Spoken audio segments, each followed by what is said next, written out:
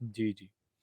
ਅਗਲੀ ਖਬਰ ਦੇ ਵੱਲ ਵਧੀਏ ਮਿੰਟੂ ਜੀ, ਤੇ ਗੱਲ ਕਰੀਏ ਸਿੱਧੂ ਦੀ ਰਿਹਾਈ ਦੀਆਂ ਉਮੀਦਾਂ ਟੁੱਟ ਗਈਆਂ, ਸਮਰਥਕਾਂ ਨੂੰ ਕਾਫੀ ਤਗੜਾ ਝਟਕਾ ਲੱਗਿਆ ਜੀ। ਹਾਂਜੀ ਦੇਖੋ, ਉਮੀਦ ਟੁੱਟਣ ਦਾ ਦਰਦ ਤਾਂ ਹੁੰਦਾ ਹੀ ਆ ਵੈਸੇ, ਪਰ ਜੀ। ਉਮੀਦ ਨਾਲ ਕਹਿੰਦੇ ਆ ਕਿ ਦੁਨੀਆ ਕਾਇਮ ਵੀ ਹੁੰਦੀ ਆ। ਹਾਂਜੀ। ਆਂਦੇ ਹੁੰਦੇ ਨਾ ਕਿ ਜਦ ਤੱਕ ਸਾਸ ਤਦ ਤੱਕ ਆਸ। ਹਾਲੇ 26 ਜਨਵਰੀ ਲੰਘੀ ਨਹੀਂ ਆ। ਹੂੰ, ਹੋ ਸਕਦਾ ਬਈ ਸਵੇਰੇ 10 ਕੁ 11 ਵਜੇ ਕੋਈ ਆਵਾਜ਼ ਪੈ ਜਾਵੇ ਕਿ ਹੂੰ, ਨਵਜੋਤ ਸਿੰਘ ਸਿੱਧੂ ਕੌਣ ਆ ਬਈ। ਤਾਂ ਜਦੋਂ ਆਵਾਜ਼ ਪੈਂਦੀ ਛੁੱਟੀ ਵਾਲੇ ਦਿਨ ਬੰਦੇ ਨੂੰ ਪਤਾ ਲੱਗ ਜਾਂਦਾ ਕਿ ਕੋਈ ਖਾਸਮ ਖਾਸ ਜਾਂ ਤਾਂ ਆਇਆ ਤੇ ਜਾਂ ਕੋਈ ਸੁਨੇਹਾ ਆ ਗਿਆ ਬਈ ਵੱਡਾ, ਜਿਹਨੂੰ ਆਸ ਦੀ ਉਮੀਦ ਦੀ ਕੋਈ ਕਿਰਨ ਹੋਵੇ। ਹੂੰ, ਹੋ ਸਕਦਾ ਸਵੇਰੇ ਆਵਾਜ਼ ਵੱਜ ਜਾਵੇ, ਨਵਜੋਤ ਸਿੰਘ ਸਿੱਧੂ ਜੀ ਸਮਾਨ ਲੈ ਕੇ ਬਾਹਰ ਆ ਜਾਓ। ਹੂੰ।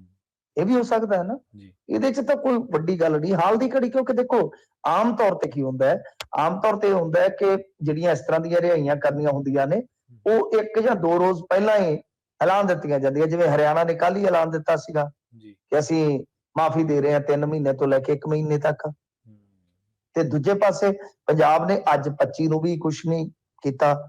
ਤਾਂ ਇਹਦਾ ਮਤਲਬ ਇਹ ਹੈ ਕਿ ਜਾਂ ਤਾਂ ਫਿਰ ਲੁਕਾ ਕੇ ਛੁਪਾ ਕੇ ਉਹ ਫਾਈਲ ਜਿਹੜੀ ਕਲੀਅਰ ਕਰ ਦਿੱਤੀ ਜਾਵੇਗੀ, ਤੇ ਜਾਂ ਫਿਰ ਜੇ ਇਹ ਮੰਨ ਲਈਏ ਕਿ ਨਵਜੋਤ ਸਿੰਘ ਸਿੱਧੂ ਦੀ ਰਿਹਾਈ ਕੱਲ ਨਹੀਂ ਹੁੰਦੀ, ਤਾਂ ਮੇਰਾ ਵਿਅਕਤੀਗਤ ਤੌਰ ਤੇ ਜਿਹੜਾ ਇੱਕ ਮੰਨਣਾ ਹੈ ਤੇ ਉਹ ਮੰਨਣਾ ਰਹੇਗਾ ਹਾਲ ਦੀ ਘੜੀ ਕਿ ਇਹ ਸਰਕਾਰ ਡਰ ਗਈ ਕਿ ਜੇ ਨਵਜੋਤ ਸਿੰਘ ਸਿੱਧੂ ਨੂੰ ਵੇਲੇ ਤੋਂ ਪਹਿਲਾਂ ਰਿਹਾ ਕੀਤਾ ਜਾਂਦਾ ਹੈ ਤਾਂ ਉਹਦੇ ਵਿੱਚ ਸਾਡਾ ਸਿਆਸੀ ਨੁਕਸਾਨ ਹੋ ਸਕਦਾ, ਕਿਉਂਕਿ ਬੰਦੀ ਸਿੰਘਾਂ ਦਾ ਰਿਹਾਈ ਦਾ ਮੁੱਦਾ ਬਹੁਤ ਗਰਮਾਇਆ ਹੋਇਆ। ਉਹਦੇ ਵਿੱਚ ਇਹ ਸਰਕਾਰ ਕਸੂਤੀ ਫਸ ਸਕਦੀ ਹੈ ਕਿ ਜੇ ਸਿੱਧੂ ਨੂੰ ਵੇਲੇ ਨਾਲ ਰਿਹਾਈ ਮਿਲ ਸਕਦੀ ਹੈ ਤਾਂ ਜਿਨ੍ਹਾਂ ਨੇ ਇੰਨੀ ਕੈਦ ਕੱਟੀ ਉਹਨਾਂ ਦੀ ਰਿਹਾਈ ਕਿਉਂ ਨਹੀਂ ਬਈ।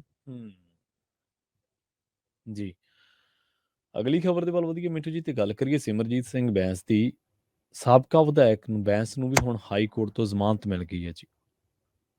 ਹਾਂਜੀ, ਸਿਮਰਨਜੀਤ ਸਿੰਘ ਬੈਂਸ ਨੂੰ ਜ਼ਮਾਨਤ ਮਿਲ ਗਈ ਆ। ਬੈਂਸ ਜਿਹੜਾ ਆ ਉਹ ਲੰਮੇ ਸਮੇਂ ਤੋਂ ਅੰਦਰ ਸੀਗਾ।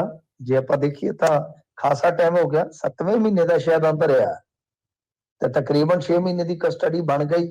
ਜੀ। ਤਾਂ ਗੱਲ ਇਹ ਆ ਕਿ ਇਹਦਾ ਇਤਰਾਜ਼ ਤਾਂ ਜਿਹੜਾ ਹੈ ਉਹ ਲਾਇਆ ਸੀਗਾ ਬੇਲ ਦਾ, ਯਾਨੀ ਬੇਲ ਦੀ ਵਿਰੋਧਤਾ ਹੋਈ ਸੀਗੀ।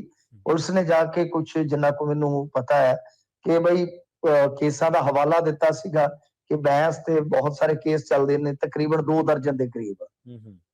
ਤੇ ਇਸ ਤੋਂ ਬਾਅਦ ਫਿਰ ਕੋਰਟ ਦਾ ਮੰਨਣਾ ਕੀ ਹੁੰਦਾ ਹੈ ਕਿ ਇਸ ਤਰ੍ਹਾਂ ਦਾ ਜਿਹੜਾ ਕਿਸੇ ਵੀ ਬੰਦੇ ਦਾ ਕੋਈ ਪੋਲੀਟੀਕਲ ਕੈਰੀਅਰ ਹੈ, ਉਹਦੇ ਵਿੱਚ ਪ੍ਰਵੀਨ ਜੀ ਇਹ ਹੁੰਦਾ ਕਿ ਜ਼ਿਆਦਾਤਰ ਕੇਸ ਜਿਹੜੇ ਹੁੰਦੇ ਨੇ ਉਹ ਜਾਂ ਤਾਂ ਵਿਰੋਧ ਕਰਨ ਦੇ ਹੁੰਦੇ ਨੇ, ਜਿੱਦਾਂ ਜਾਮ ਵਗੈਰਾ ਜੋ ਕਰਦੇ ਨੇ, ਤਾਂ ਜਾਂ ਫਿਰ ਇਹ ਹੁੰਦਾ ਕਿ ਇਹਨਾਂ ਦੇ ਕੋਲ ਇੱਕ ਬਹੁਤ ਵੱਡਾ ਬਚਾਅ ਦਾ ਵਸੀਲਾ ਹੁੰਦਾ ਹੈ ਕਿ ਜੀ ਸਾਡੇ ਨਾਲ ਬਦਲਾਖੋਰੀ ਹੋਈ ਆ।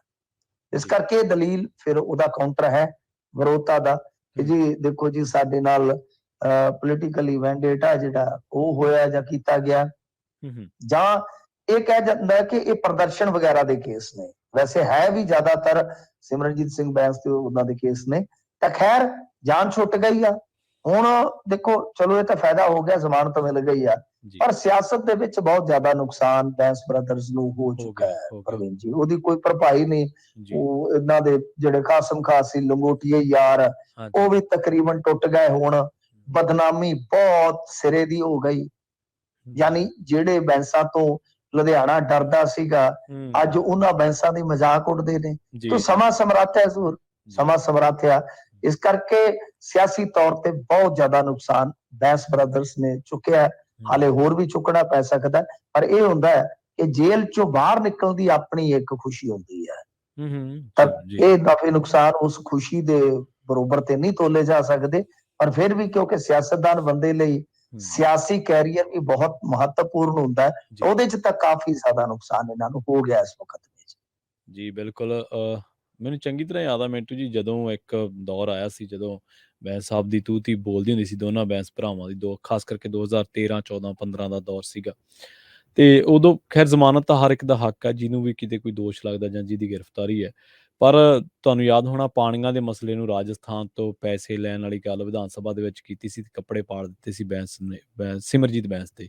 ਤਾਂ ਉਹ ਖਬਰ ਨੇ, ਉਹ ਸੁਰਖੀ ਨੇ, ਉਸ ਕੰਮ ਨੇ, ਉਸ ਪਾਣੀ ਦੀ ਗੱਲ ਨੇ ਸਿਮਰਜੀਤ ਬੈਂਸ ਨੂੰ ਇੱਕੋ ਦਮ ਹੀ ਫਰਸ਼ੋਂ ਅਰਸ਼ ਤੇ ਪਹੁੰਚਾਤਾ ਸੀਗਾ।